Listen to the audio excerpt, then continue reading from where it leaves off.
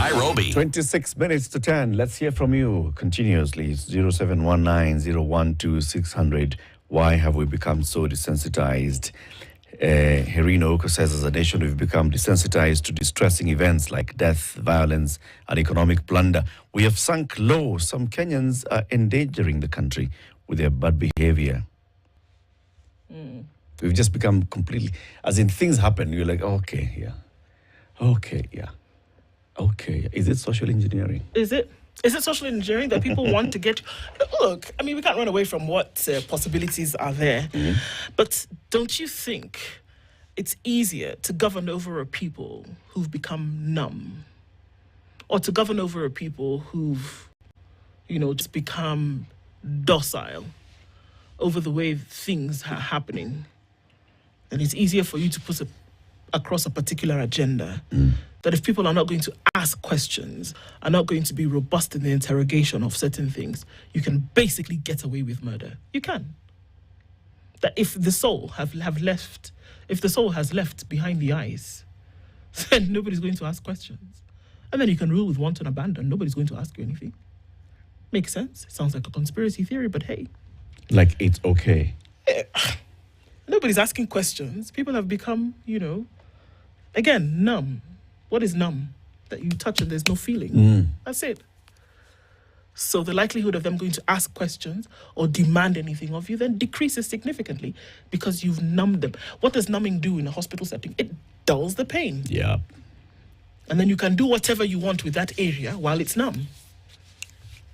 So, if you want to be able to do what you want, you keep numbing the area. That's what happens. Aye. Be watching Nandi. Hello.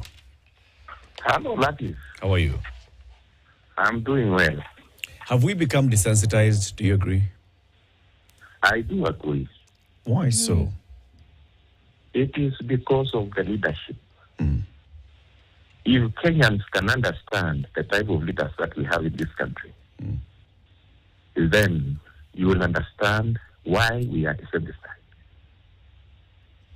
Because look at the way you have played those things from the quarry, all these things to do with Adani. Who is concerned? It's only you people from the media that are trying to tell the Kenyans what is happening in this country. But the leaders that we have in this country, oh my brother, we have a problem. They don't feel a thing. Nothing. Where is the president? Where is the deputy president? Going home. What you are seeing now is just only fighting. Fighting over, maybe the way I may think is they are fighting over the bills. The Mwananchi has no business. Bewatch. Thank you for your call. I am telling you. Thank you. I am telling you. Mary in Mombasa. Yes. Please switch off your TV or radio. Okay, I have. Now, Yes. the only one thing I would like to say is, do you remember when we were told choices have consequences in regards to choosing bad leadership? Yep. Now, this is where we are. Our choices have made us get this far. We are an embarrassment ourselves, world over. People take Kenyans to be so goofy. But again, the one thing I'd like to talk about is, I was born and raised in Mombasa. There's a time I was in Nairobi and I realized that in Nairobi is the only first place I realized people can be robbed in broad daylight when others watch. So now, that's how insensitive, partly, some of us who are born and brought up in Mombasa. Again, I came to later on realize that it's something that has spread out and it has infected so many people's hearts. People are so insensitive. People are so, I would say, full of sick hearts. Yeah. And it's quite scary. It is scary, Mary. Thank you for your call. John in Mombasa, hello. Hello, good morning. Good morning. Thank you, special room, for the good work you're doing. Sante. Mine, I'd like to summarize it and say, I think it's social engineering. Social engineering? Yes. Mm-hmm. And I'm not here to know whether it's by default or by design. We have a problem that we call big man syndrome. But the one I'd like to say is whereby the poverty has been weaponized. Weaponized in a way that you're made to be always on survival mode. When a man is on survival mode, he's always on where will I get the next meal? Yeah. Where will I get the rent? That in the mind, there's no iota of space to think of things that matter. So that's why you see the government have made sure that the rich are so few and the poor are so many. And then these big man freedom have created this scenario like inferiority complex in a way that it don't really matter. If you go to a hotel and you want to enter and you have a small car, you'll be stuck. If you have a big car, you'll be stuck. So it's like we allow these big people to dictate exactly what our life should be. We have become mechanical or some kind of zombies. And that's why in Kikuyu people say we have become together. I think that's what ailing us. Thank you, John. Well, read some of the comments. What are people saying on YouTube, live stream? Yeah, just looking at some of those comments this morning. I mean, quite some. You know. Okay, I don't even know where to start. I think we need an apology, is what someone says. We should learn to prioritize Kenyan issues, not personal ones. Thank you for being champions of better Kenya. As we look at more of these, it's like, you know, we have a long way to go if this is the kind that we have elected. It goes on. You watch. Okay, I think we just missed so many. Okay, it was just a slip of the tongue. Let me pick this one by Chris. Chris says Kenyans are a docile lot and the political class takes advantage. The reason the leadership in politics and the corporate world run roughshod on us. Good thing that Kenyans are changing and they're changing fast. Victor says, I want to blame the movies. Killings in the movies seem normal. Too bad that has translated itself to the real world. Mahad Hassan says he's an optimist. We are close to the point where the last hair shall break the camel's back. Kenyans are of right mind now, and this shall translate to the right leadership. I think so much happens around us that we fail to pay attention whenever it is needed. Today's society has made sure that we are too distracted to give a damn about the things that matter. Indeed. So here are some more. This is deep and it hurts. It's sad. I'm getting emotional. Someone killed them. Someone paid by taxpayers' money. Sometimes I ask myself, why do we even pay taxes? Margaret says, it reminds me of the yesteryears of the 90s when people used to be tortured and some of them were never heard of again. Juguna says, lost for words. Kenya, God have mercy on all of us. We're in a very dark moment. For those bereaved, our prayers will get there. One day Kenya will be safe. Those in charge of, instead of giving answers to these poor families, we're talking about things like impeachments. Yep. So we're looking at, just remembrances of some things that have happened. Somebody who disappeared was shot and like nothing happened, like it is a cowboy country. Gohil says, there was a time when one could not even whisper opposition. Current ones are birds of the same feather. Things just happen. Yeah. Somebody is shot at the gate to their home. All right. Left there. And left there. Leaflet spread. Okay. Somebody is shot while walking on the streets of Nairobi. Don't know where the bullet came from. Actually, they die, and people don't even realize that she died because she's been shot. We still don't know. Are we talking about an incompetent police? No, absolutely no way. Competent. Very good. Samson in Kisumu, good morning. Good morning. How are you? I'm very fine. Have we become desensitized? Lest we forget, now it's 1 year since we sang the Luwere song for Her Excellency Mama Mukami Kimati. The country is still waiting for the blueprint burial for Dedan Kimati. Kindly find and ask what has happened. It is muted. That is what I have. That's true. Thank you, Samson. Joe in Nakuru. Hey, Eric. Hello. Myself, I was just looking at the quarry dump site thing that you are displaying there. And then when I look at the crowd which is around there, it can be anybody. It's not about tribe. It's not about status. It can be anybody who could have been dumped there. And then actually when you look at their role actually in the whole issue, we are seeing actually people, some of them actually like they're just spectating, and others are participating in removing the bodies. The people have totally been abandoned by the government. That is the law the government should have been playing. Lifting those bodies, ensuring that that place is secured, because it's a site, actually a crime scene. Get all the details and updates to the people, and tell them what is happening, and this is how we are dealing with it.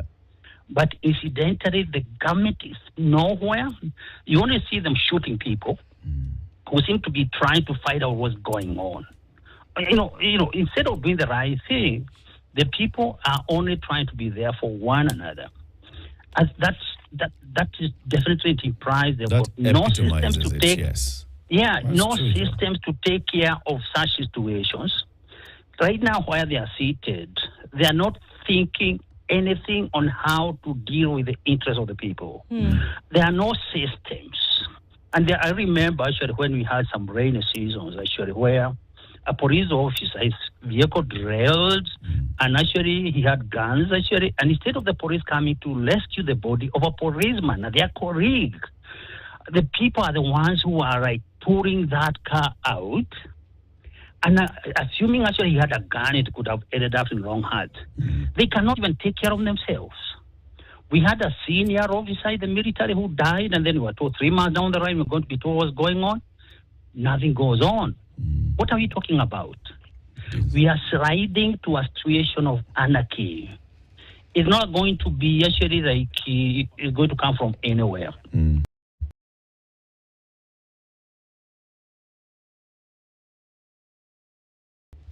Sorry to the Gachagua or whatever is an epitome of things happening. And bottom line, we are going to come to ourselves because it cannot go on like this.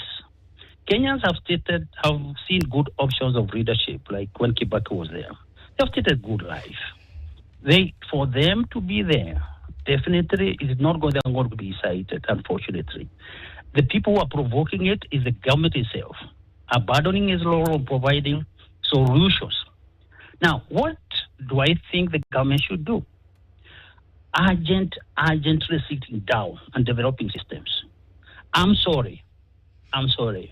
When even the people who are employed actually within the system are only relatives and cronies, they just sit down, provided they are earning a salary. They are not trained on any skills. They're not going to be getting bothered. What's going to happen? Those people, even themselves, are going to be a problem. And they're already a problem because they're earning salaries. They're not doing anything productive. The government requires total transformation, dealing with the issues from where they are, and act in a professional and accountable way. Like policemen, why should policemen just be approaching people like goons and then telling you actually you're a policeman here, you cooperate and then you disappear? People are likely to start resisting. And what is going to happen? Chaos. Thank you. Thank you, now, Joe. We need we need total transformation. That's my position. Asante. Amos at Bomas, hello. Yes, good morning. Good morning, Amos. Now, picking from where the last caller has left, we need total transformation, which is okay. But I'm also sorry to say that fools are too many in Kenya. We only become real when things are real, like now what is happening. After that one, nobody always cares. Tunaanza kusema mtu wetu and the rest. But when now the time comes for us to make change, right now we can point mistakes, which is very okay. But when the right time comes for us to now do the right thing, then now we go back to our normal dealings. And then now we again come out and start crying that things are not working. So how do you expect the things to work if you are the same people who are supposed to streamline things? We are not. I can say we are fools. So Amos, how can we change that situation? We call for accountability, and responsibility. Most of these things we are seeing now, we still have the power. Even for recalling, those powers are there. But do we use them? We are not using them. Why? Right now, people are regrouping because of this talk for the impeachment. Now, what the other side have said, Mutuetu. When these people were talking the other time saying the shareholding and the rest, nobody ever questioned. It was people were happy. Now that it is on the other side, it is now Mutuetu. So until when will we be in this mess?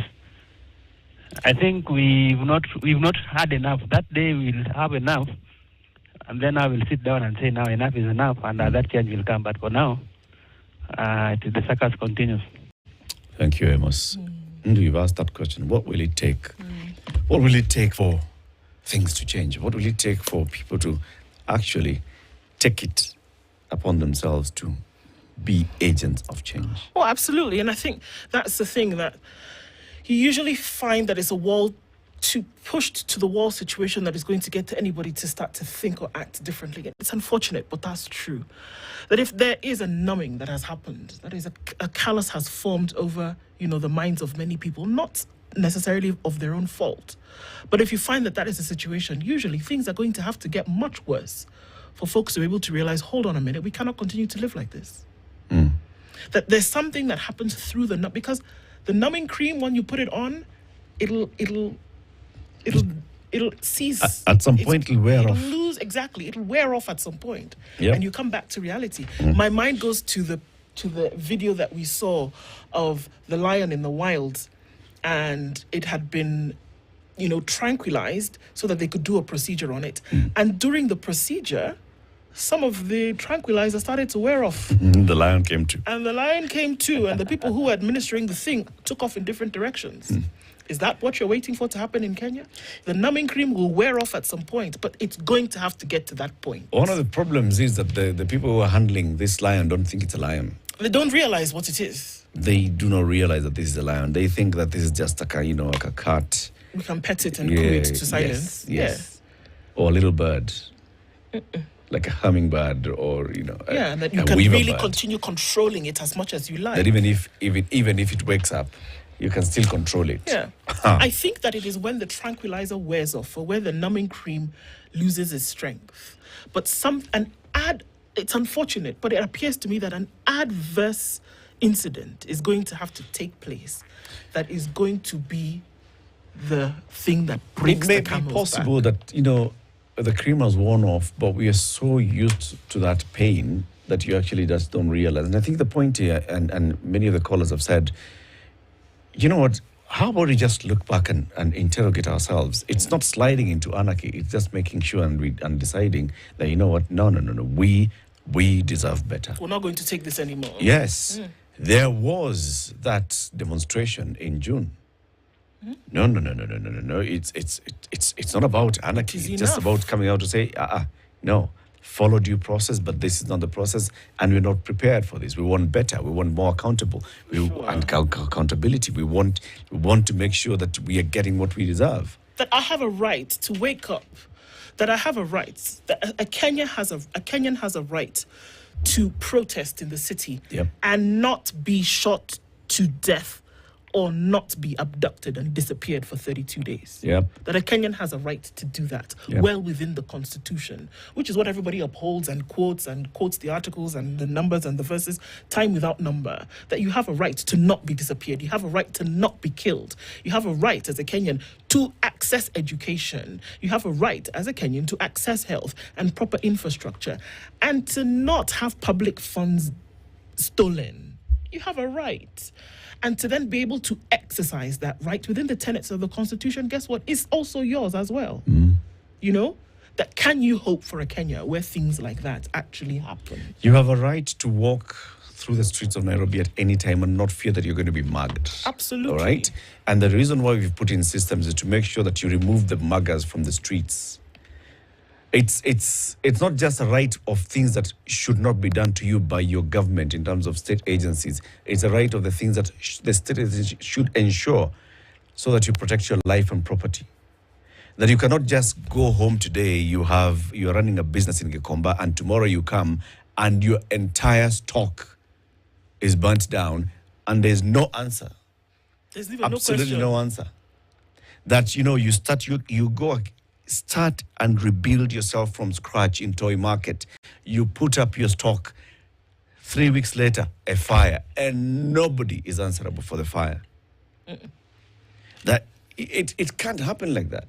It's not. It can't happen that, you can be called and told that your friend, your brother, your relative, your uncle is lying in KNH or in whatever, Mama Lucy, whatever hospital, they were stabbed, and you don't know who stabbed them.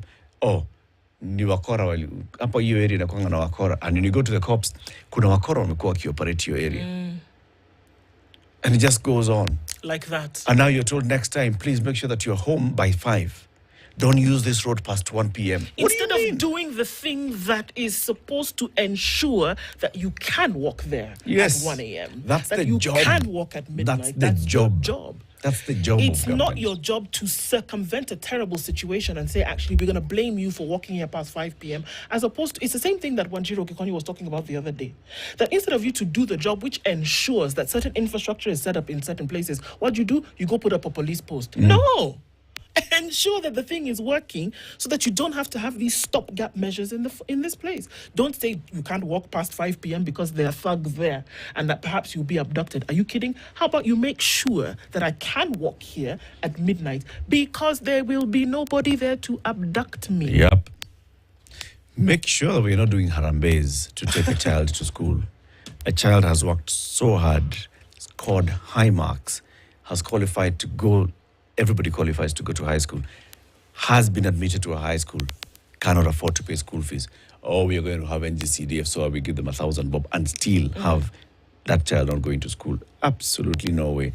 That child has a right to go to school without wondering whether they will come to school next term. Or not.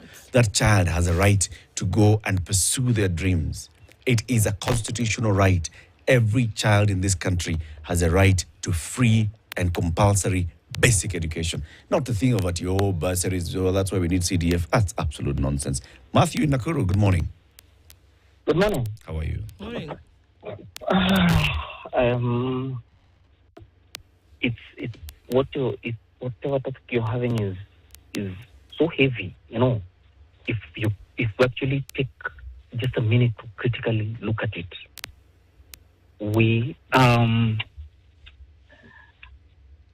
things happen and you even wonder, are we living in a jungle? Because even in the animal world, there's some order, Yeah.